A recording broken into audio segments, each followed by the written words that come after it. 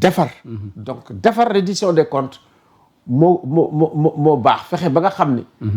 bu reddition des comptes am. yoonu pouvoir président. exécutif nekku ci. yoonu opposition. nekku ci yoonu société civile nekku ci te loolu tamit pour mu dox. benn problème lañ am tey ak Sénégal mooy aussi lii nga xam ne mooy àq ak yelleefu doomu aadama. gis nga àq ak yelleefu doomu aadama moo nekk ci kaw démocratie c'est que démocratie bu buggee mu baax ci question des libertés yi. da nga am ay problèmes de sécurité di nga am lépp. mais fokk nga boole ci ak yelleefu doomu aadama sa démocratie mel ni lu moo koy taaral. waaw moo koy taaral. très bien te taar boobu nag. moom moo des. te kooku la ñuy wax dañuy ñaax ki nga xam ne mooy président de la république. de temps en temps ci làmmiñam mu ciy génn. c'est rare nga gis ci làmmiñu dina def discours ba mu jeex. mbiru droit de l'homme doo ko dégg ci kii nga xam ne mooy président de la république. pourtant ñoom droit de l'homme moo leen génn ci situation bi ñu nekk. situation bi ñu nekkoon. ci kaso bi. te difficile ak situation yi nga xam ne moom la seen. kii militants yi dund. droit de l'homme moo ko mën gérer. problème bi aussi ak li nga xam ne mooy indi problème de focalisation. mooy ñii nga xam ne mooy victimes yi.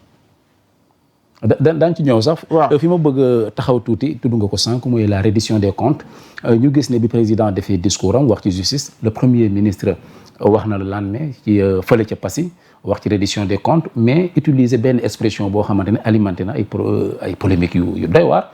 mooy poste premier ministre tënkuma donc à la suite du discours du président de la république donte sax nag ci reddition des comptes la doon wax le premier ministre Ousmane Sonko ban jàngat nga am ci réaction boobu mu def ñu bëri jàpp ne donc dafay refléter quand même un pan de la divergence bi am di dox digganteem ak le président de la république.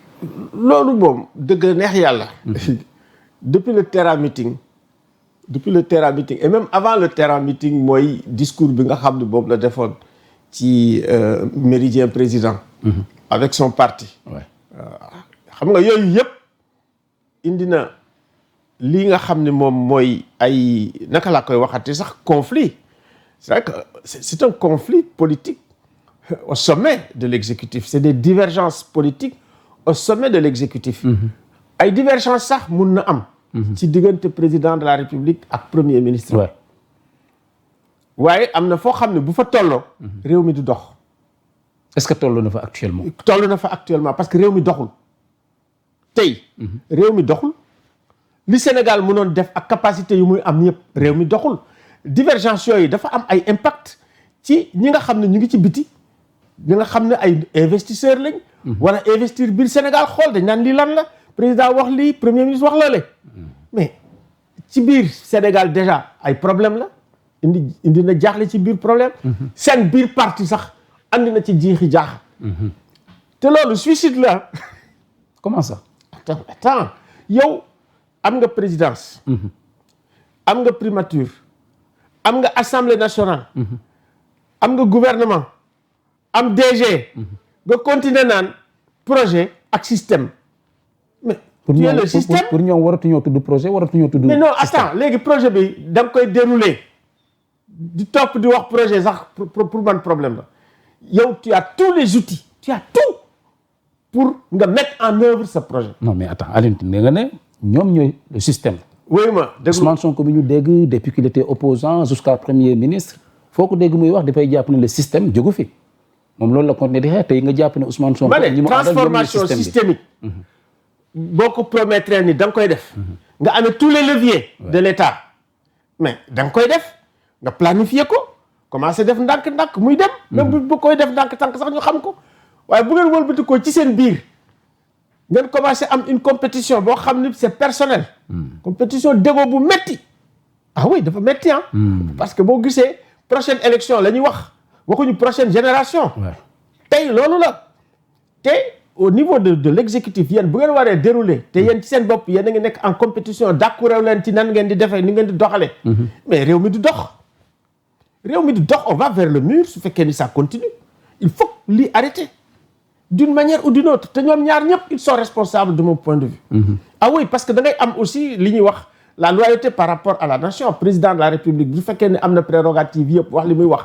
ba pare ne dara mënul nekk au-dessus de la république war na mën a jël ay responsabilités am premier ministre par rapport ak aspiration yi nga xam ni moom la am ak loyauté bi nga xam ne war na ko am par rapport à l'institution suprême su fekkee ne dem na ba nga xam ne mënut a dem soit moom mu ne man mënuma ànd ci lii dama dem sama yoon d'ailleurs boo demee ba nga ne premier ministre tënkuma mais en réalité dem nga oui non mais foofu mu leer dem na te alors le premier ministre du Sénégal la déglul bu baax ban sémiologie laa lay wax te mun naa ñëw defaral la analyse du discours boo xam ne nan la ko Sonko comprendre d'un point de vue sémiologique ma ne d'un point de vue sémiologique président de la République méta discours la def maanaam coow yi nga xam ne mooy coow est-ce que moom mooy président est-ce que mat na est-ce que matul naka lay def pour autorité am Sonko da koy def lii Sonko daf koy def la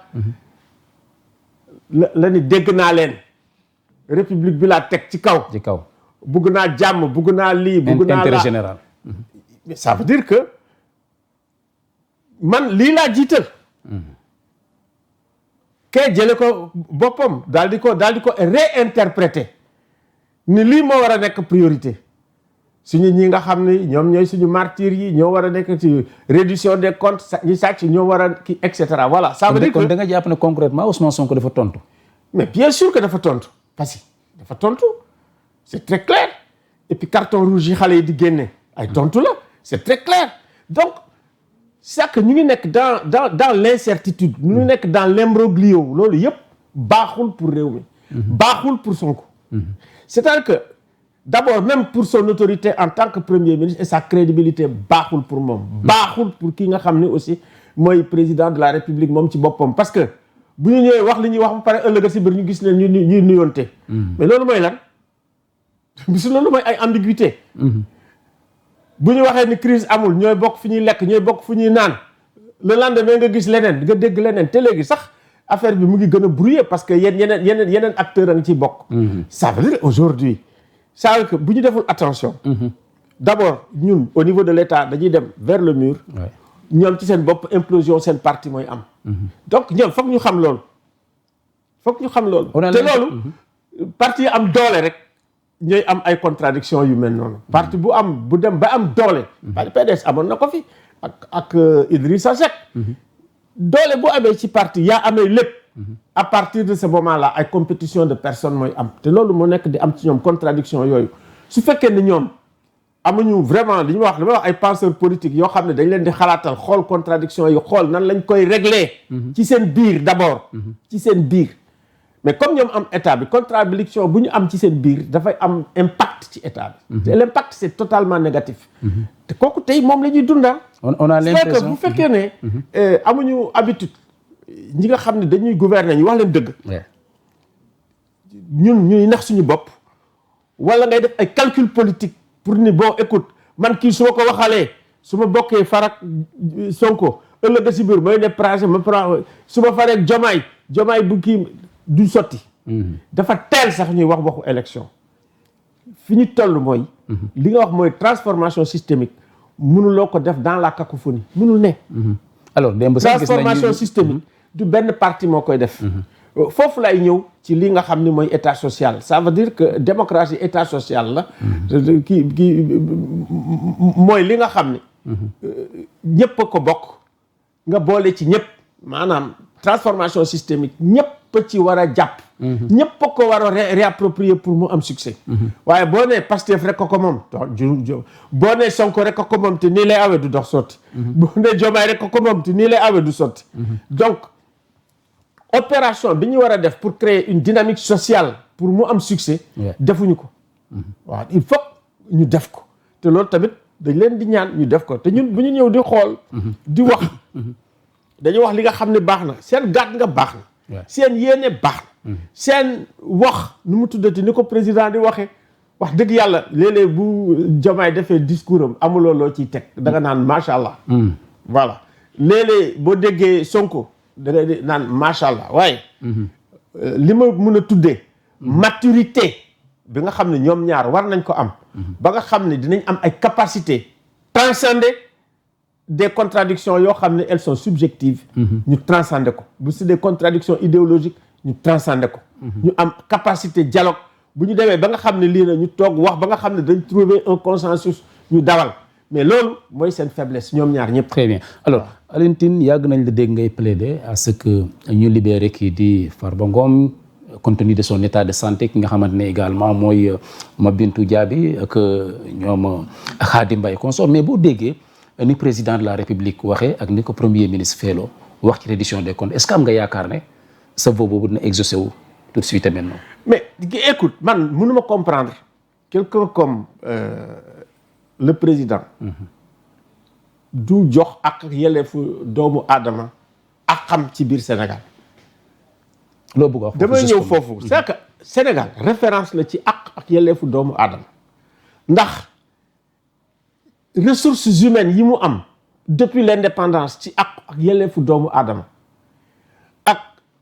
ak yelleefu doomu aadama ni mu taxee ba nga xam ne suñu démocratie avancée déjà ci temps Senghor. waaw parce que ñu mel ni ñoom Kéba Mbaye mais